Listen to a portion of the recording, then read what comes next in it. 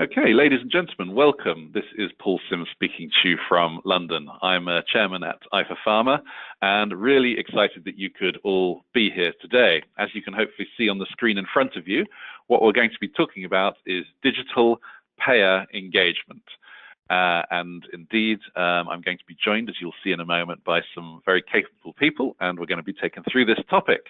But the way in which we framed this event is that it's market access's hidden digital opportunity, I suppose you could say. And, you know, this is not something that is mainstream yet, that's certainly for sure. But it is something that has ignited imagination of most of you. It's a fairly popular webinar. We've got more than 800 of you signed up today. And I suppose our motivation is that it's very clear that the value-based health economy is here, and it's only going to grow towards being more value-dependent. And as a result of that, of course, market access requirements are becoming far more essential, sophisticated, and nuanced.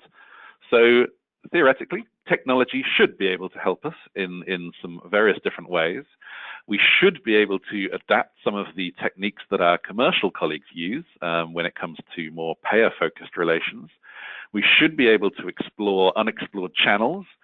We should be able to do more to enhance the sort of face-to-face discussion. And we should ultimately be able to communicate better, and whether that be in the foreground or the background, to provide the information and the knowledge that is indeed going to help us get towards that value-based health that we are trying to achieve.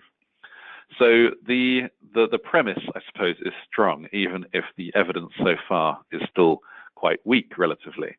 So today's webinar is going to be, as I say, a little bit different. It's going to be a bit more exploratory than perhaps previous or other IFA Pharma webinars. And I want you guys to really understand that, because today we're not going to be necessarily giving you every single one of the answers on a plate. What we'd really like to do is to have a discussion with you, to explore with you exactly what is going to be key. So let me just quickly move to my next slide and introduce the panelists that we have today. So top left is Sachin.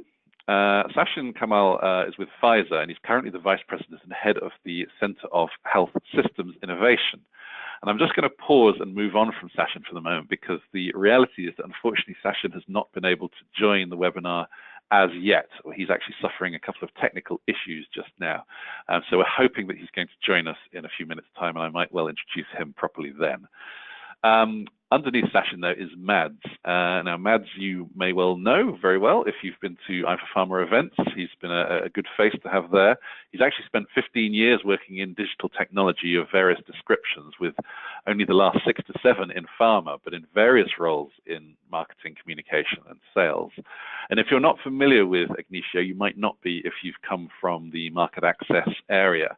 Ignicio is probably the best in the business when it comes to providing multi-channel marketing technology and capabilities, historically in the commercial area, but increasingly moving beyond that into all forms of stakeholders and more personalized communications as well. So really pleased that Mads is on board, and I should let you know that his company Ignicio has very much been in the driving seat for making today's session happen. So been a great partner to work with in doing that, and Mads, really pleased that you and your team have helped us get such a good audience with us today. Mads is also a mountain biker and poker player. I don't think we're going to see evidence of either of those today, but watch out if he is looking at you with a poker face, I guess. So top right is Grace. Grace joins us from NICE, and she's been there for close to 5 years now. She's an experienced advisor when it comes to health technology assessment, infectious diseases, and public policy being her areas of expertise. She's worked with government and academia in technical writing, in various educational training, management, and speaking roles as well. She's got a PhD in health policy analysis and infectious diseases. She actually tells me that she had a focus on biological weapons as well as emerging infectious diseases as part of her PhD. Hopefully also see no evidence of that today either, from the London School of Hygiene and Tropical Medicine. She's actually Canadian, but has been in the UK since the age of 11, in case you hear a Canadian accent in a moment. And then last but certainly not least is Matt. Matt has now at Synovian. He was with Pfizer for 15 years, but now Synovian is where he resides, and he has responsibility really for all aspects of managed markets, including account management, marketing, trade, contracting, pricing, and reimbursement. So a fairly broad role there, and Matt's actually spoken, not recently, but on a few webinars and a few conferences of ours in the past, and has always delivered really, really fantastic information in all those occasions. So really pleased that you could be here, Matt, and thank you so much for that. Okay, so what I want to do is actually just quickly start by giving you a bit of information that, believe it or not, came from you in the first place, and that's this graph here. You might remember that when you signed up for today's webinar, you actually answered a couple of questions on the way in. And as I said, we had more than 800 people signed up, so some useful data here. What's your biggest barrier when it comes to successful payer engagement? So as you can see, gaining access to the payer is the highest with nearly a quarter, sorry, it's the second highest with a quarter of the results, but we've emphasized those two at the bottom. Just thought it might be quite an interesting thing to look at. I'm actually going to invite our panelists at this stage to comment on those findings if they indeed do before I move on. So Grace, Mads, or Matt, anything that strikes you as interesting from that graph?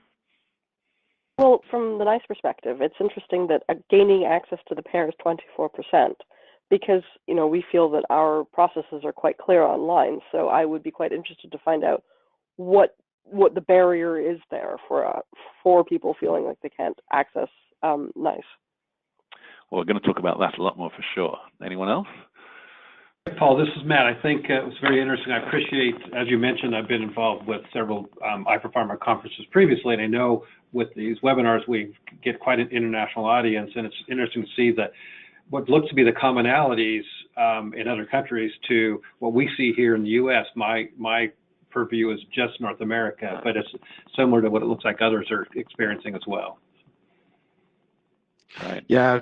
And if I can just comment as well, I think it's quite interesting that with the focus on product benefits and also the access part, and I think some of it has to do with I don't know that we're going to explore that further, but I was talking to a category manager that's working for one of the big regions here in Denmark, and she was saying that they always got suppliers in to pitch their products. And it was remarkable how many of them were actually providing this inside-out perspective, so spending maybe 20 out of 30 minutes on pitching a product, and without even asking a question about, so what is it that payers that they need? So I think sometimes that has to do with the access part and also about the product benefits part. So look forward to exploring that further. Okay, wonderful.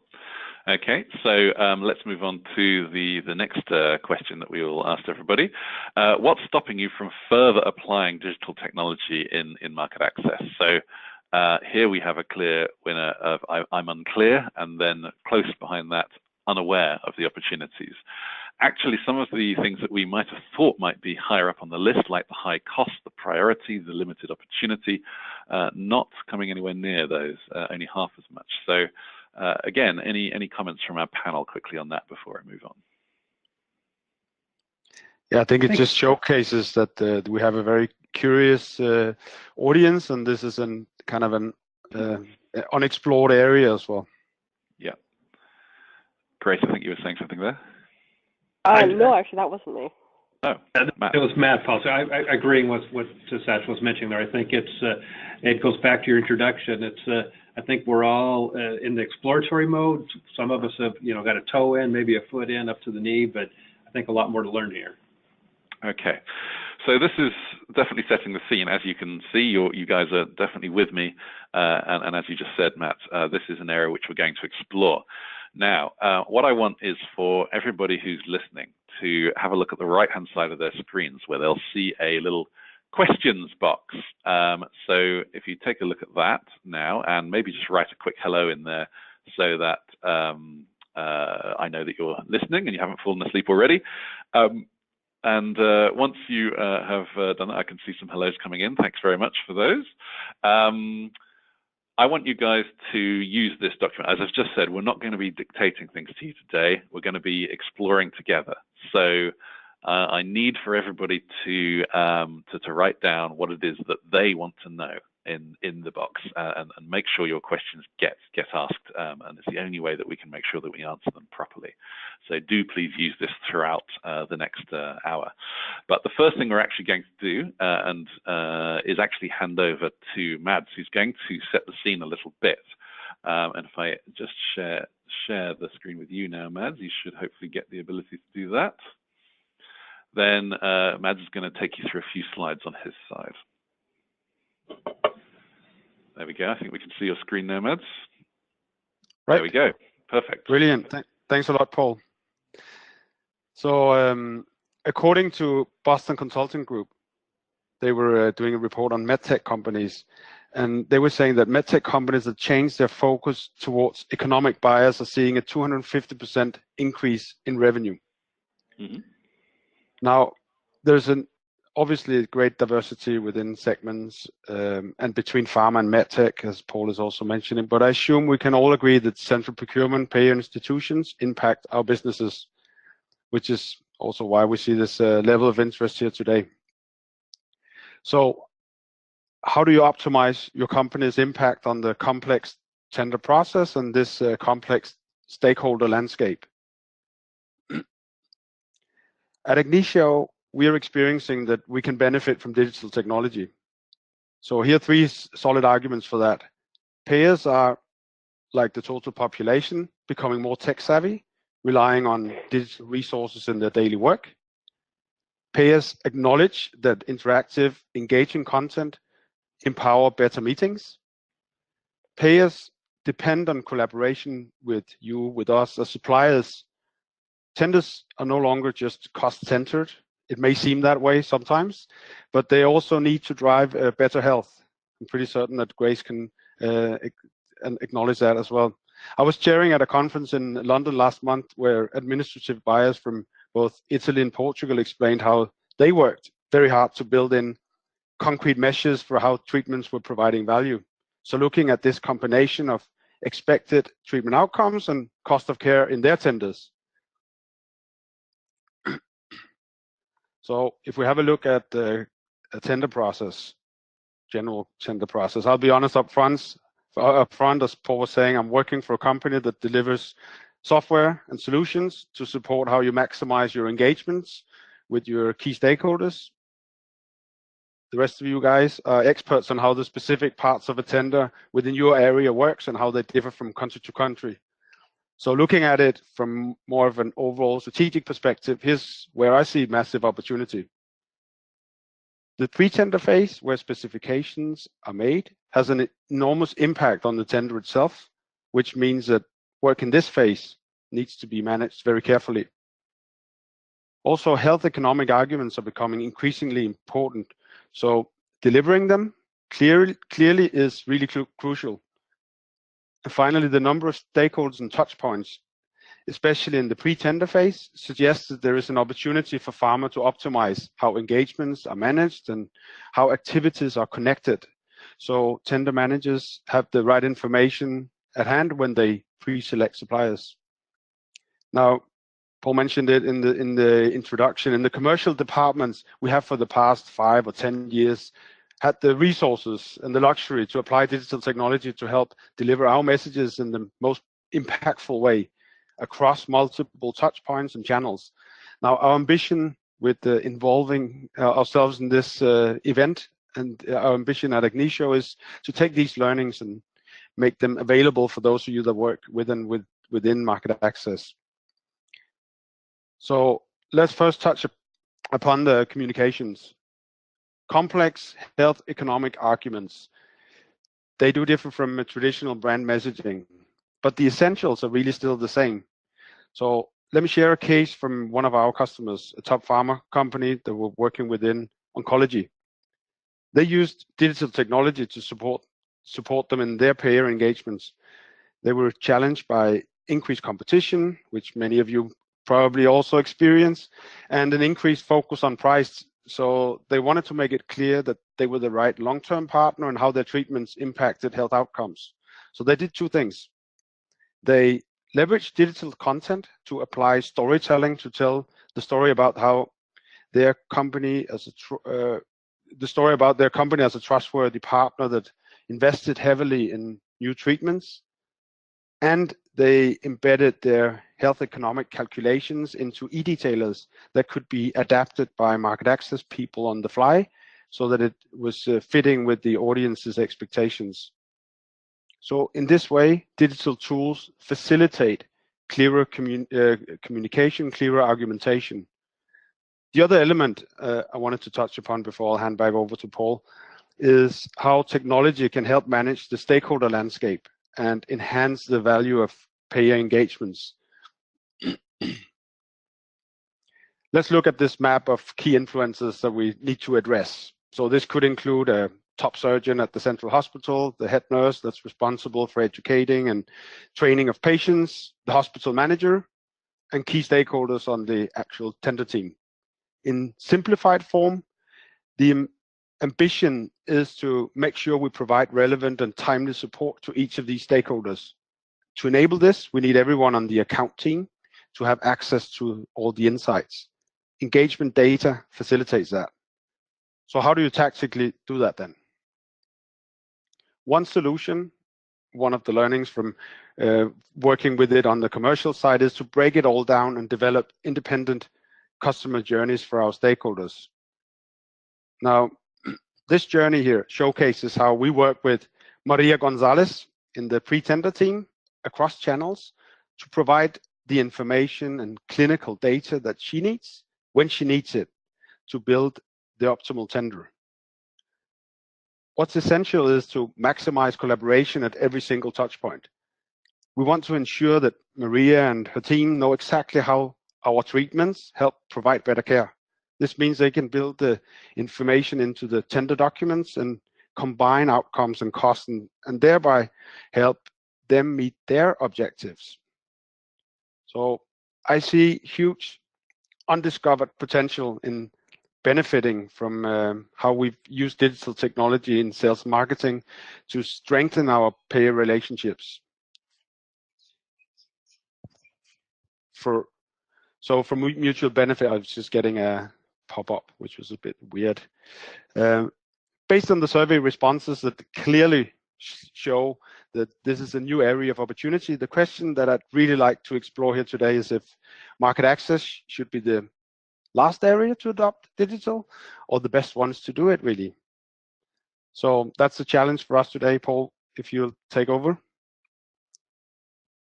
Yes, of course. Thank you so much, Mads. That's really good. And I can see some of the questions have started to roll in. Let's keep those coming, please, everybody. But from time being, what I'm going to do is actually give you guys a multiple choice question to answer. So if you look at your screen right now, this is just going to, sorry, I realized that that has gone a bit wrong. There we go. Present. Put it back to presentation mode. What I'd really like to do is to actually put this in front of you right now. Based on maybe what Mads has just said and based on where you've got to so far in your thinking, what's your answer to this question? Do you currently plan to introduce new digital technologies to support your payer engagement right now? So yes, you're on top of current significant use. So in other words, you're doing it already and you plan to do more. Or perhaps, yes, you're just at the beginning of your venture in this procedure. No, you're simply not aware of the opportunities that exist. That's obviously one of the reasons why we're running this session today. Or no, you've actually considered it and you've decided against actually doing it. Finally, we've given you a not sure option. I don't normally give you a not sure option, but here I've been quite generous, I think, in allowing you to plump for that one. But I'm going to hold. I can see that we've had nearly half of you vote so far. I'll hold that open for another 3 seconds. So 3, 2, 1. Thank you so much, everybody who voted. Let's have a quick look at the results, shall we? Okay. Believe it or not, I can't actually see the results from my screen, so I'm just grabbing another screen. There we go. So yeah, there's a clear winner. Nearly half the people saying that we're beginning to venture. Bit of a normal distribution, I'd say, with 20% of people also saying not sure, but generally not very many people doing it at the moment, and that's where we are. So I think that probably just emphasizes some of the things that we've already said, but I want to try and get the panel in now on these questions and answers. So panel, anything that's come from either the results of the survey or from the slides that Mads presented that's particularly striking to you? Well, I thought it was quite interesting how people were talking about value and trying to communicate value, because I guess maybe I'm a little bit lo-fi here, but to me and to NICE in general, I think really, value is about things like patient-related outcomes, it's about overall survival, and it's about resource use. And it's very well to sort of position yourself as a trusted group of people, but actually it's not really about that so much as demonstrating value. So digital engagement is definitely one way to do that, and I think we're going to come on a bit later to talking about how it can really enhance it. But the core fundamentals from the HTA perspective are going to remain the same. How you express it and the accuracy of the data and the amount of the data, that all might change over time. But the very fundamental element of value isn't likely to change very much. Yeah, this is Sachin. Hopefully you guys can hear me as well.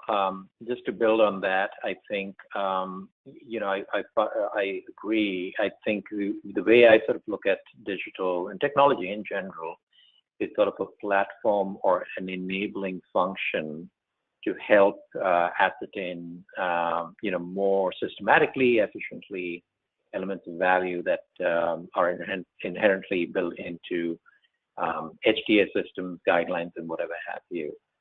There is the opportunity at the periphery, and this is sort of a, you know, long sort of shot, and then if it works, you know, it'll have to be validated. But perhaps the opportunity of capturing newer elements of value that are not captured in the traditional framework, and sort of supplementing that as we think about value. But the fundamental, I think, near-term opportunity is the you know, the platform that digital can provide to look at you know, defined definitions and domains of value.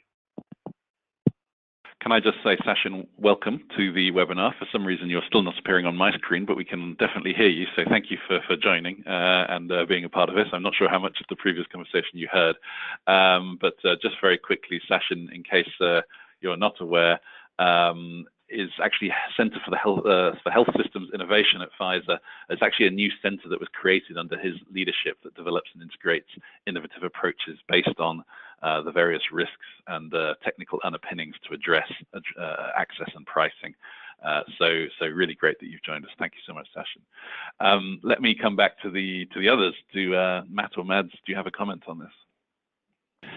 Yeah, I think, you know, most of what's been said I agree 100% with as well. One of the things we're looking at is not only you know, the things that Sachin and Grace were talking about, kind of new opportunities or new value propositions to deliver, but how do we even more efficiently deliver some of the more, you know, blocking and tackling of the current interactions we've had with customers, or make those things more available to them when they're interested versus when we're pushing. So what we've created here, our organization, is not only a push strategy in digital, but a pull strategy for customers to be able to go and get the information they need when it's the best time for them as well. Yeah, and I can add to it. I'm completely aligned here as well. But I mean, I think speaking about value, and that, of course, when I speak value, I'm referring to outcomes-based value. So it's still tangible results, but to some degree, it's still in the process of defining. So how do you estimate the value of value?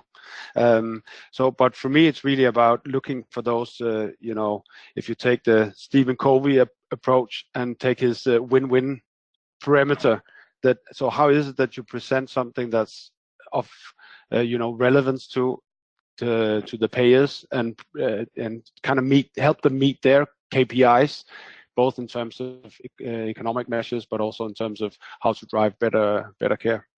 I think that's really key when we talk about value. Can I just say on that? I mean, from sort of an HTA NICE perspective, that is fundamentally what we're here for, is to try and drive good patient outcomes.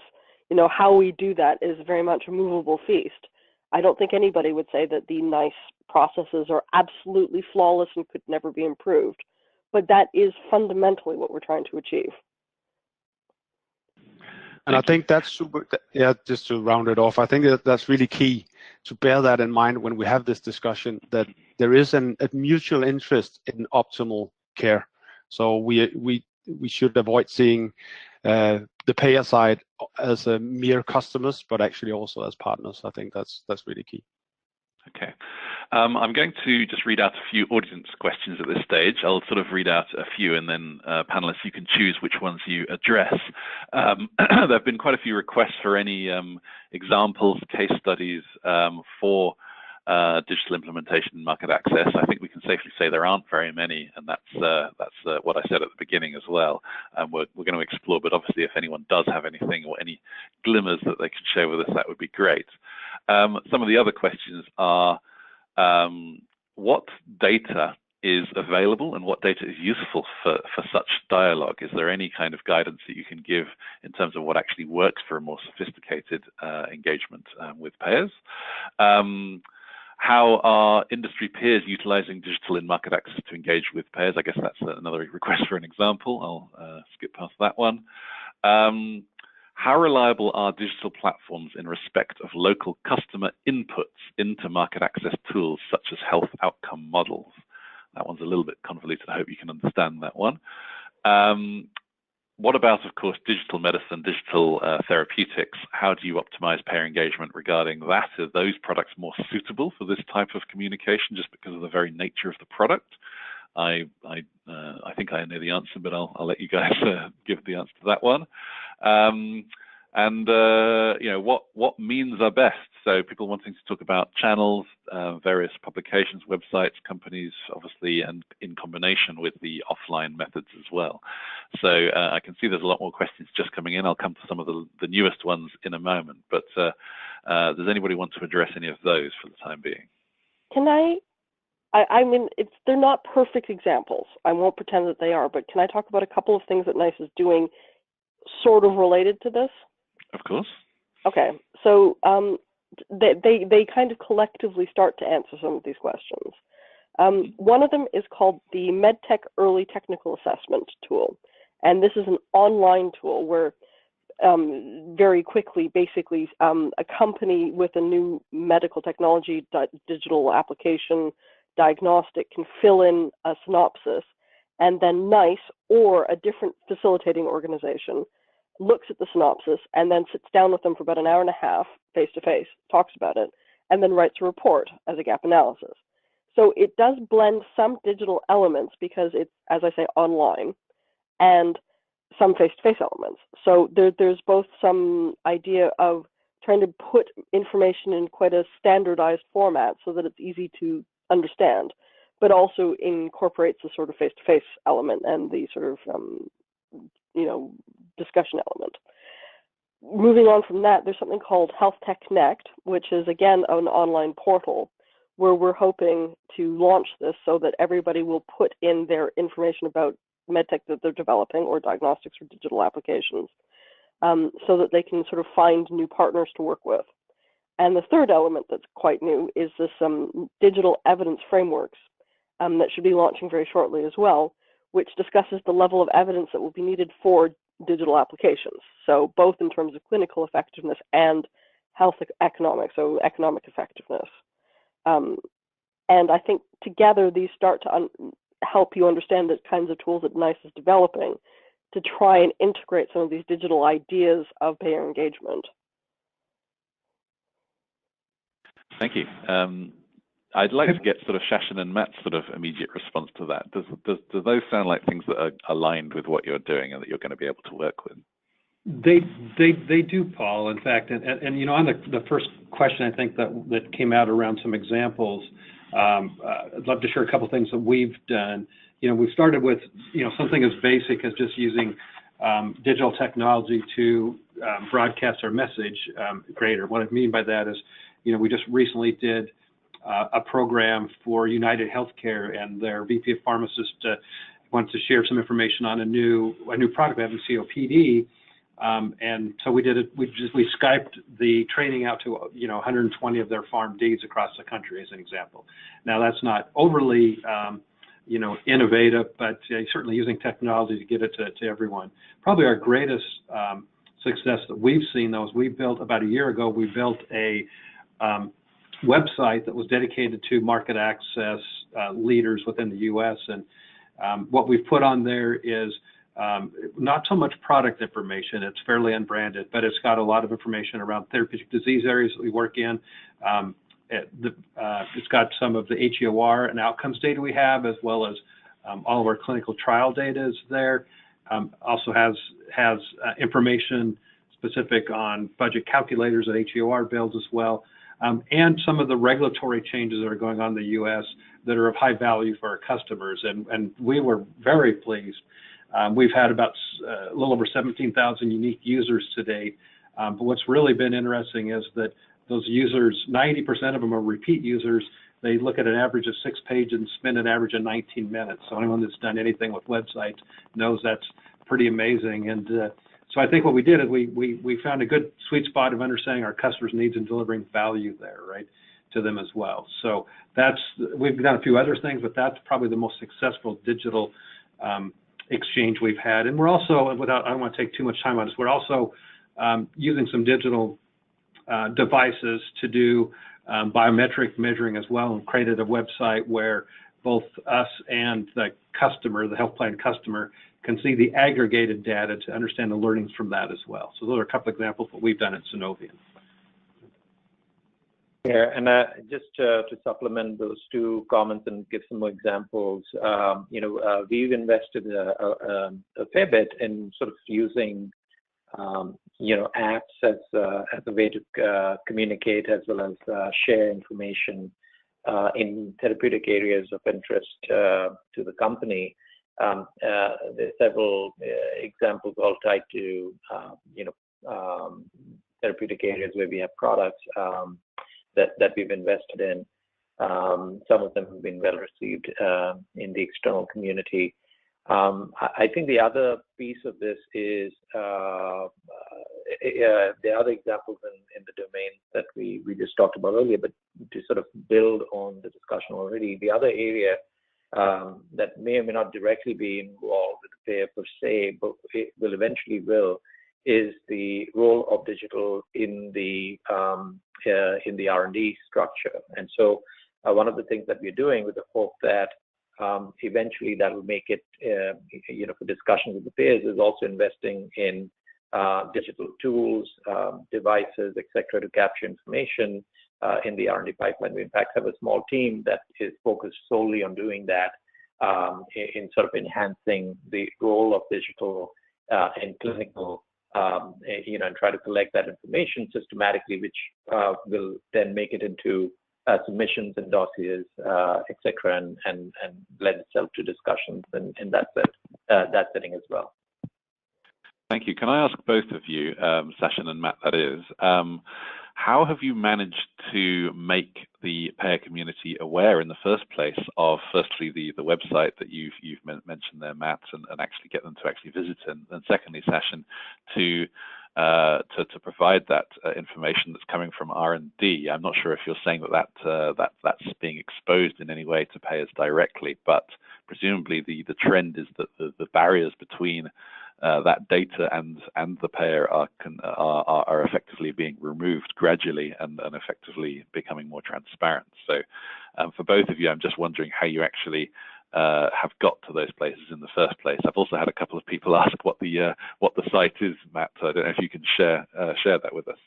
Yeah, I can share that with you. It's synovianhealthinsights.com is what the site is. So, and it's open to everyone. There are some areas that are specific for market access colleagues. There's some areas that for people that are formulated approvers only because of our compliance, but the majority is for anyone. So Sunovion Health Insights, SUNOVION, healthinsights.com. And how we started with the awareness the good old-fashioned way. Our account directors, we actually had little business cards that had the website that we handed out to our customers. But probably our biggest uptake was we actually used, we have a lot of connections through LinkedIn, and so our account directors are connected with a lot of their customers. So we sent out a notice through LinkedIn that had a hot link for people to actually go directly to the site. And then the third is in the United States, there's a journal for managed care executives that it's a digital journal, and we had an advertisement in there where there was a hot link and people were able to go from there. So. Yeah, and at our end also, I think on the app side, it's really been through the key account managers helping us disseminate that information. There's a large digital team at Pfizer that works closely on many of these things. In fact, you might have seen in some of the recent announcements that we're going to have a chief digital officer reporting directly to the CEO. So there's a serious attempt at trying to tackle the digital world, but specifically the tactics and dissemination has been the account management realm. On the R&D side, we have, I think at this point, really focused on what are the right sort of metrics, how can we build validated elements of value using these tools, and the focus is really the clinical engine. So the FDA, the R&D, the EMEA, rather than sort of payers. But again, my hope is that as those tools get used systematically, and not all of them will be successful, but the ones that are will lend itself into discussions in the payer community. It's amazing how many parallels there are with the commercial side of the business, isn't there, Mads? Obviously, with sales reps and account managers having to introduce digital tools in that space as well. Yeah. I thought also, I mean, it's great to hear that this commercialization that's happening, and I guess that's also why Sajjan and Matt are moving into this space and taking responsibility in this space. So it's good to see that some of the approaches are starting to be adopted. So looking at it from an adoption process and looking at it at different steps of the journey and the interest. So really looking at the needs that are out there in various parts of the process. So yeah, that's interesting. For me also, I was picking up on some of the questions you mentioned earlier, Paul, both related to personalization, and I see that I have this stats from Boston Consulting Group again. They were saying that 6 to 10%. You will have a 6 to 10% impact on revenue if you become more personalized. So I see some, an opportunity with actually getting there using digital technology. So and also I think that another question was related to these health economic calculations, and I think there's both something to be added or gained in the actual engagement. So that could be physical meetings and presentations where you actually optimize your message, but also in the extension of your engagements towards other channels. So we see that our fastest growing channel is remote. So using remote technologies to bring in some of the experts, and maybe, in Matt's example here, maybe to explain some of these studies about or clinical data that's out there, and facilitate discussions around that, and also so in that sense providing valuable information that feeds tenders. So I see that there are some good examples here. Yeah, sorry, go on. Sorry for interrupting you. One of the things you mentioned I wanted to maybe add on this is when you mentioned there is a lot of parallels with how this has really started on the commercial or on the more traditional sales side. And what's also very interesting is having been both a sales leader and a managed markets leader with leading customer-facing colleagues, it may be obvious, and so I apologize, everyone, but you have to make sure people understand as well that this is supplemental to their work, because I can tell you that when we first started doing digital engagements with healthcare professionals, reps thought we were trying to replace them and versus supplementing. And we've seen a little of that, by the way, in account management, that there's a little bit of fear that a computer was going to replace someone. That is never the intention, and can never happens. But so when you're already, one of the recommendations I would suggest is if you're implementing these digital tools, make sure people know that it is supplemental to their work. And I think something Mads just mentioned, it's their ability then to help customize and tailor the way the digital messages are formatted and delivered to be more specific to their individual customers' needs. Okay, thank you. I'm going to read out a few more audience questions. I've got quite a few interesting ones in. Several of the questions, obviously, talking about what payers want, of course, and indeed, what is the appetite and how receptive are payers to change and to obviously working in this area. Jennifer Clark says that she's actually had pushback on areas as simple as digital signatures when it comes to accepting these things into workflow. And then also a few questions. David Schwicker asks, could the greatest impact of digital for payers be the future availability of high quality real world evidence so that reimbursement decisions can be better made in a dynamic system of continually collected data, prices increasing and decreasing based on patient outcomes in effectiveness and safety? I'm not sure exactly how that might work, but there's a concept there. He goes on to say digital in this sense could help us leave the rigid system of determining a single price at first approval, and dynamic pricing would be a good thing for a lot of us, and obviously reimbursement accordingly as well. Yeah, I'm just saying, to what extent are patient-reported outcomes incorporated in the value discussion today? What are their sources? And of course, that's an area ripe for greater digital understanding as well. So any comments on that from anybody? Well, I mean, I think if Freud were alive now, instead of asking what do women want, they'd be asking what do payers want, and he'd get just as wide a variety of answers.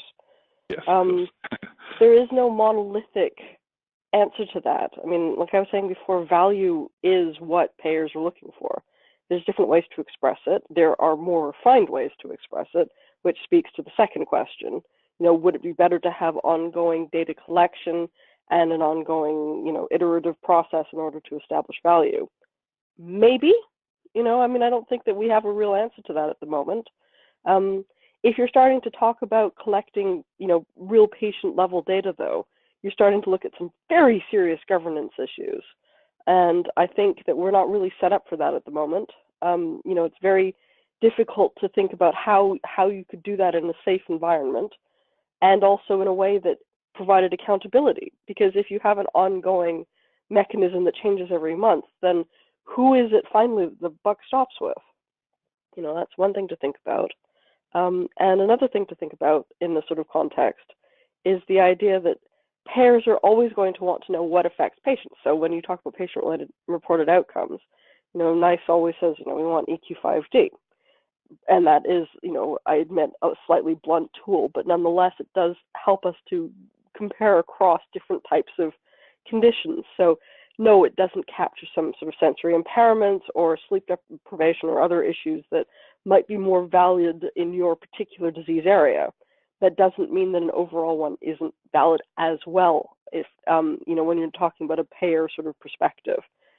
So digital is great, but you have to use it to address specific issues. And since we're talking about digital payer engagement as opposed to other types of engagements with different sorts of perspectives, then you need to think about what's helpful for making a decision from a payer's perspective. Thank you. Any further comments on that? Otherwise, I'm going to go to another question. No? Silence? Okay. What I'm going to do actually is ask the audience now for their reflection on pretty much what we've just been talking about. So if you look at your screen right now, to what extent do you believe digital technology will impact traditional market access activities and processes in the next 3 to 5 years? That's the frame we've put on here. So this is just a gauge as to how much confidence there is, I suppose, as to how much actual change there will be. So will it be significant changes to face-to-face interactions? Will it be significant changes to face-to-face and beyond, including the portals and virtual things that were just mentioned by another questioner?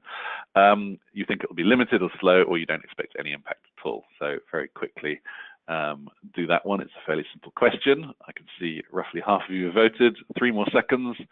3, 2, 1. Thank you so much, everybody, for your answers. Let's have a look at the replies. It's actually, as I would probably expect, approaching 3/5 of you saying significant changes to face-to-face and beyond. So perhaps no surprises there. But what I'm going to actually do is move straight on to another question, since you did that one so nice and quickly, and actually talk about the greatest benefit this time. So once again, look at your screens. If you were to introduce, that's supposed to introduce, sorry, if you were to introduce digital technology in this space, what would actually be the greatest benefit? Is it as a tool to enhance or improve efficiency of face-to-face interaction, that's supposed to say?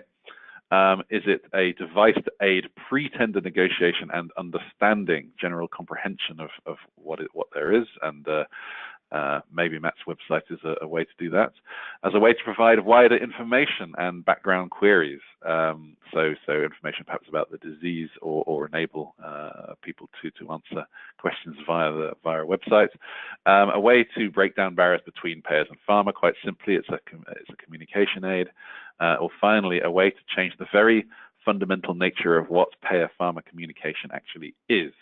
At the moment it's obviously quite sort of direct, but it doesn't necessarily need to be.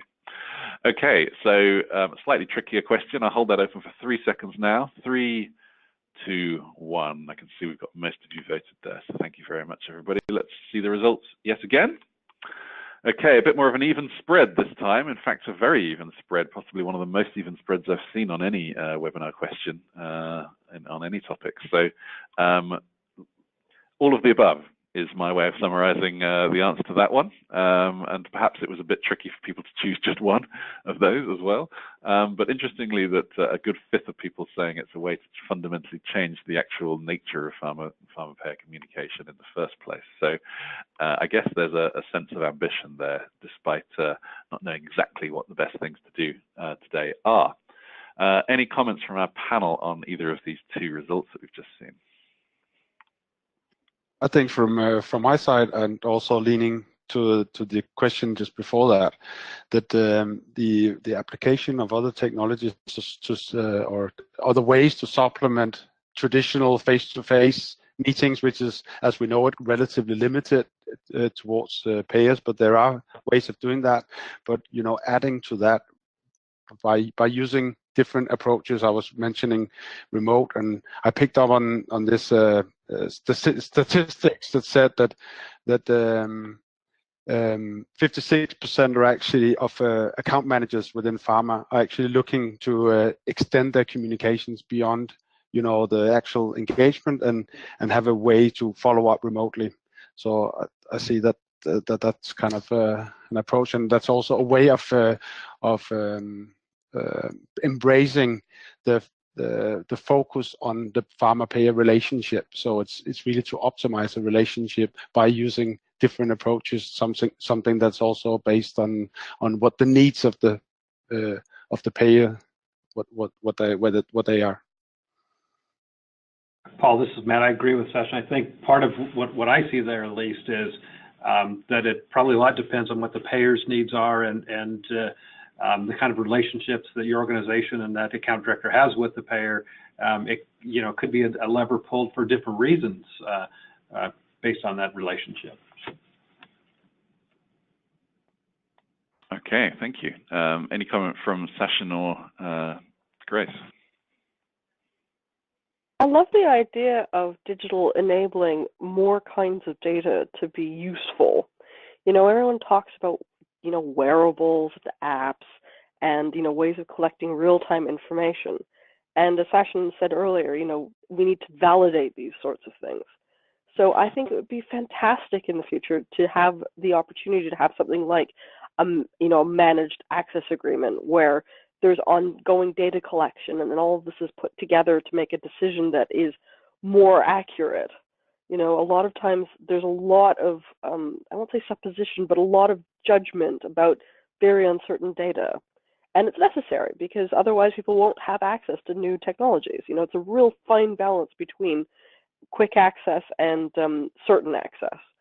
So I think all of these things really could come together in a very helpful mixture. But I mean, you've put quite an interesting time frame on it, 3 to 5 years.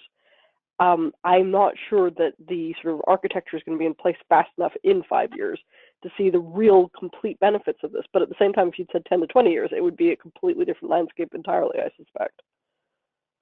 Can I just ask the audience, maybe people can just write into the question box and give me their reply. But I'm wondering, there is an initiative, an IMI initiative, to try and standardize the approach of collecting patient data in certain areas.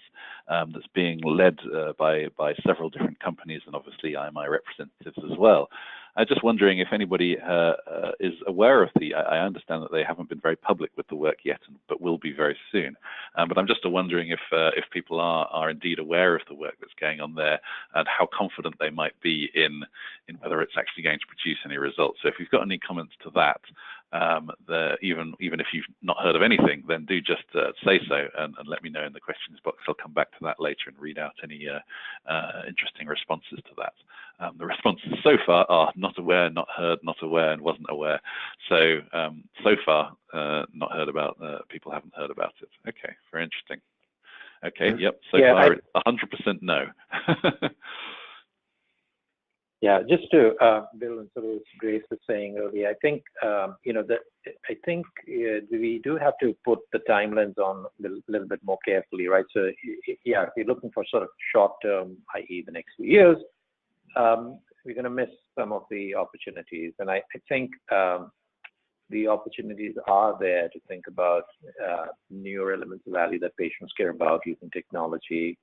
The role of technology to make some things more efficient, transparent, learn from these things. But this is a long-term play, and I think we have to sort of be cognizant of that. Now, there are some disruptors, right, that are coming in that might change that equation, and that's great. I think if we don't in our organizations look at it, then what happens is this gets prioritized lower and lower on the list, and you just sort of miss time that way. By the way, I am involved with the IMI effort from our end, and I know there's more coming. There's a lot of work happening there, and I think that's a great example of maybe some platforms that require multi-stakeholder engagement to help get that assimilated a bit more, accepted a bit more widely.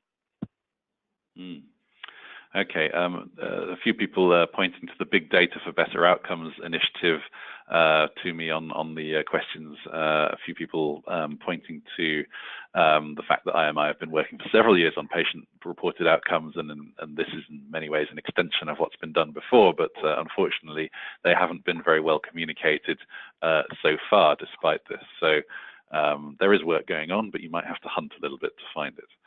I want to ask the panel just an open question. We've not got very long left. I do really want to know, though, about priority areas going forward. I'd love to just learn more about, I mean, both Sachin and Matt in particular, you seem to have initiatives in place, and you were very kind to share those with us.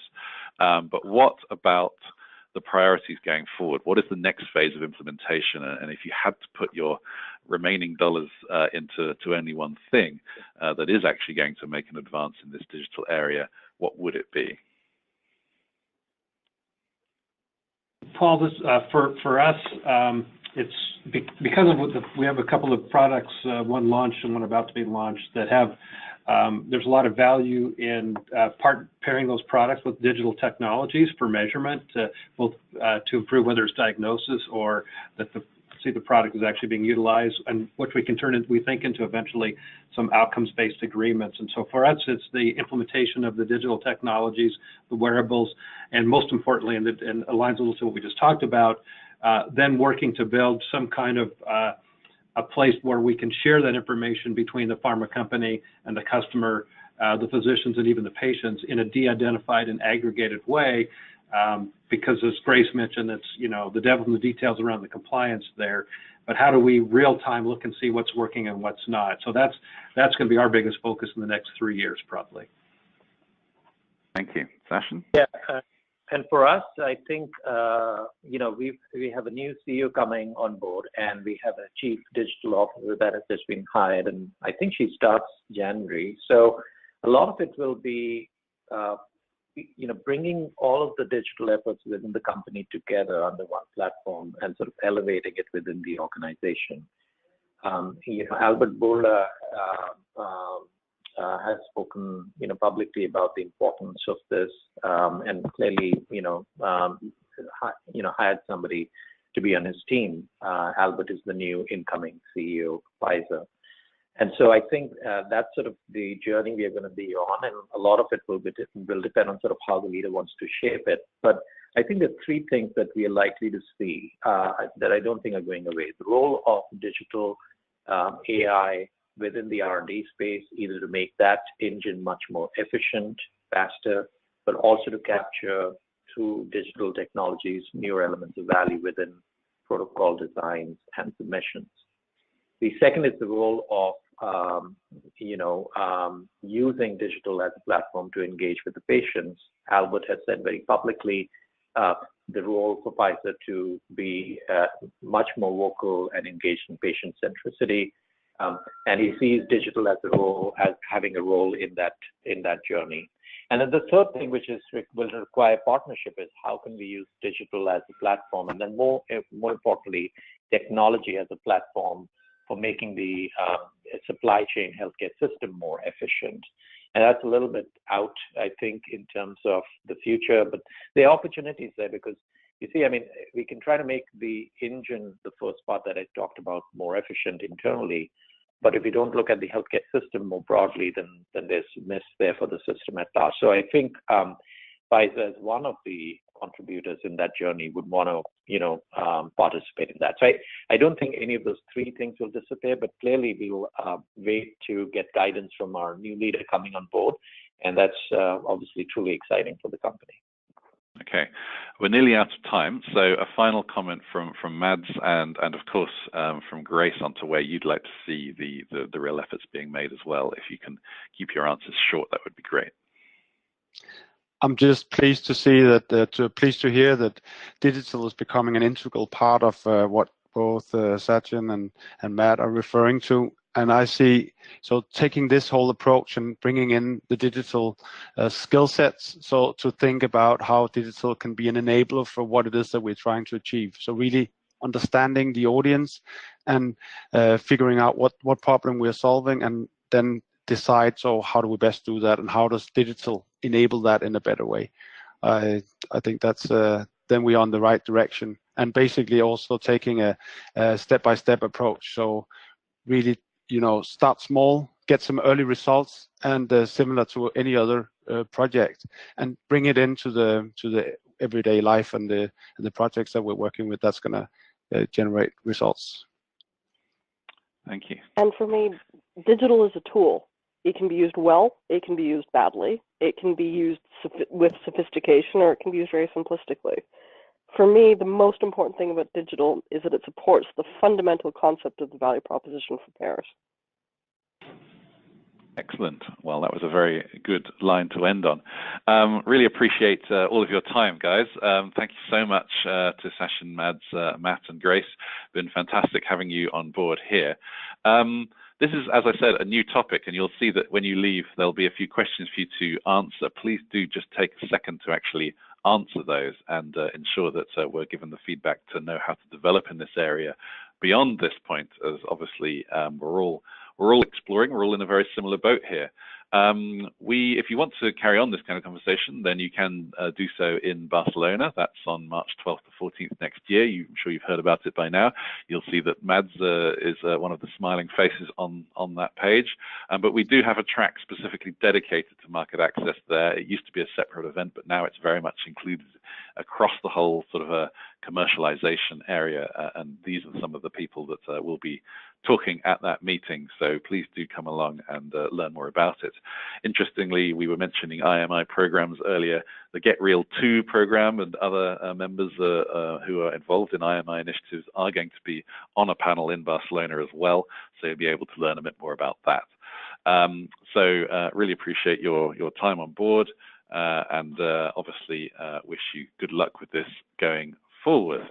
That's the end of the slides, and that's the end of today's session. Once again, huge thank you to our panelists, and do send us any feedback as you go.